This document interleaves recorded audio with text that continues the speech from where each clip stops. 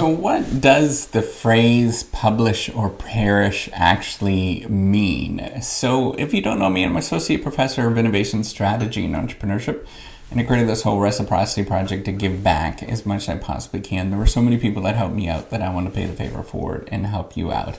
All right, so thinking about what publish and perish means, it means something differently, I think, for everybody, but generally it means that you need to write articles, or not just articles, but intellectual property of some sort to maintain your social status within academia. That's generally what we're referring to. It's within the academic environment, and then if you don't publish enough intellectual work, whatever that looks like, intellectual property, whether it's, most of the time it's journal articles, that's what we're talking about, but some areas it's not as popular as it used to be now is books and also patents, but those ones are really pretty secondary, I think, compared to doing really good journal publications that lots of people recognize with this. So the publish or perish, it means that if you don't actually do that, you will exit academia. There's different stages where this might happen, but usually it is before tenure that you might actually exit academia, because you just lose your social standing at an academic institution because of that. An important thing in terms of measuring intellectual property and measuring academic performance is thinking about intellectual property, right? So there's lots of different ways that we can measure intellectual property and get into a sense of what we are getting at with publish or perish. So universities, if you don't know this, kind of have a mandate. That's the basic sort of philosophy behind them. It's not only to teach, but it's also to create new knowledge. And this public mandate is, they have to keep track of that. They have to make sure that people are doing the things that they should be in terms of measuring performance. So the way that they do this at the university level is, and at the colleges and, business school levels, is to count publications.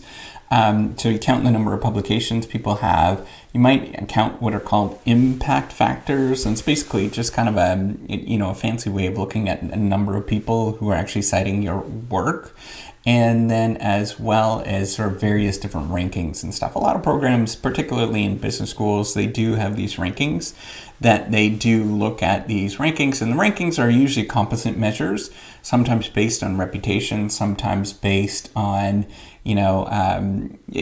quantitative metrics in terms of, how many publications people have, how many PhDs that are at the institution, what do students think of them, how much money do students actually make once they're complete the program, all those kind of things. That's what they're looking at in terms of a composite rankings. And the academic publications is one way to sort of, there's the short run and long run sort of implications of it. So the short run is that your rankings will jump, because often I think Financial Times has they count for number of publications that faculty have. For example, I think it's Financial Times as well as other ones. And then, they might also look at the long run impact of that, right? So it's important to think about what is the long run impact of actually doing research. Well, it gets the name out there, you build a reputation, people know what this school is all about, all those kind of things, right? So one really tough way to do this is to do a YouTube channel and, do all that kind of stuff. But another way you could do it is by building articles where, you start getting people that are recognized at your institution, and it looks good for the institution. Now, there is some well-known, problems with this academic model based on solely performance. And a lot of it is, it's funny because we study this in business school, right? So this is a really important thing. And yet this is, metrics have become sort of central in terms of how business school operate at this moment, right? So, what it can do is bias against some groups that don't already have resources in some way, right? So, it's a well-known Matthew effect. I've talked about this before, but also, maybe some groups, some individuals don't necessarily have some resources based on maybe diversity implications. or maybe that they're a single parent and they have kids at home and stuff like that, that they don't have the resources somebody else has. And so what's going to happen is that model of looking at sole performance and sort of having a very strict definition of what performance looks like is going to bias against those individuals.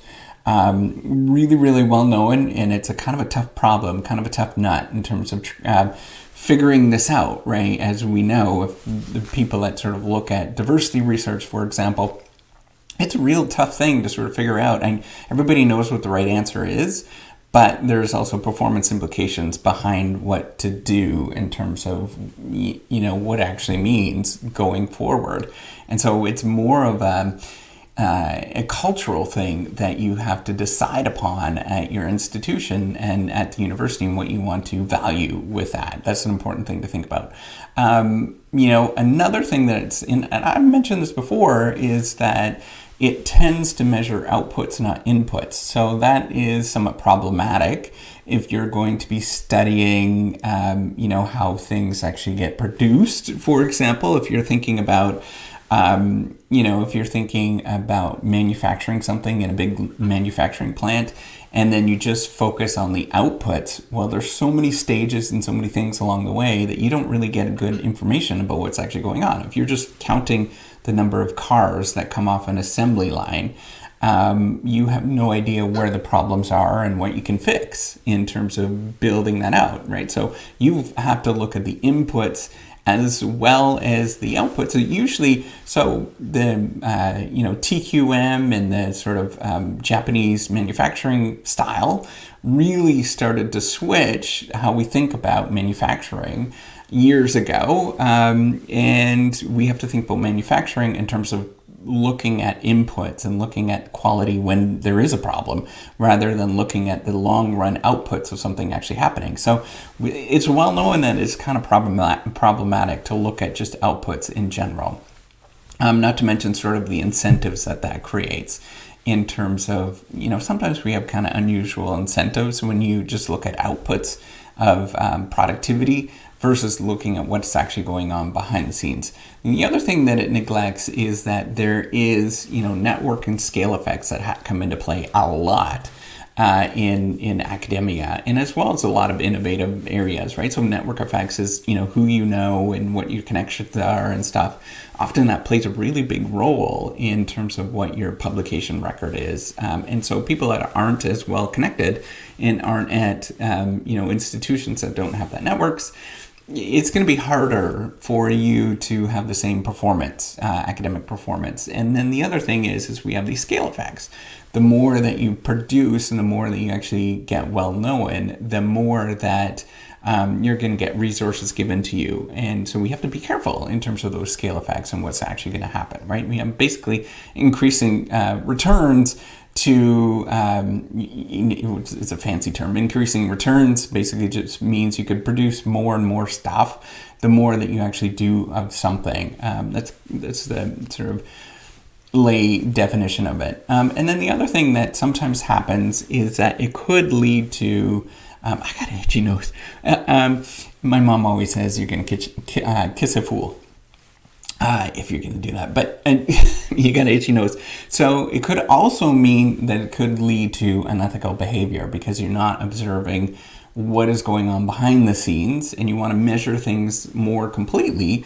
That's what we have in, strategic management. We want to do things like what is called a balanced scorecard approach, where we measure multiple things all at once to get a better understanding of what's going on, so we prevent some of that unethical behavior that could happen behind the scenes, right? In terms of data manipulation and things like that. Because that pressure is real for a lot of people in terms of doing the publish or perish or productivity. So we have to be careful with that. And it's a little tricky. The other thing, so there's lots of positives. So I talk about negatives here, but there's lots of positives to this model. And I think it's, we shouldn't discount some of these positives as well as just focusing on, academic productivity in terms of how we understand it. By the way, if you haven't checked it out, there is a decision tool in terms of helping you think about academic productivity. It's not validated or anything like that, but if you go into the blog, reciprocity blog, you could find that productivity tool to sort of assess what your potential would be or what you're thinking about.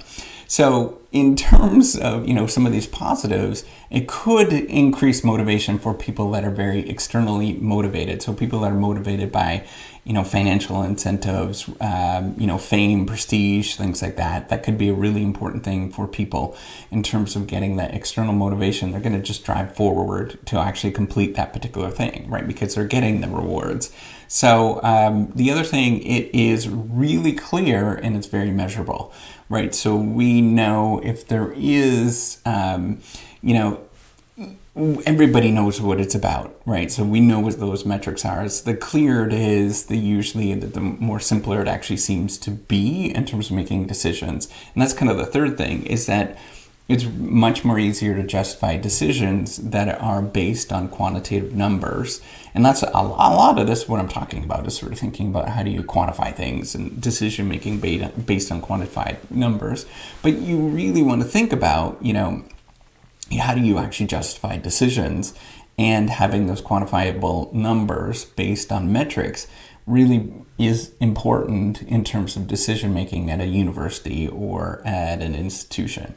Now, the last thing, it allows people to sort of quantify where they stand and, objectively stand in this world, in the academic world. And so you could use it to, advance your career and things along those lines. So there's lots of ways that there is positives by having the academic metrics in terms of what you are thinking about, right? And the world is definitely moving towards a sort of metric-oriented or the university system is definitely moving towards more sort of metric-oriented,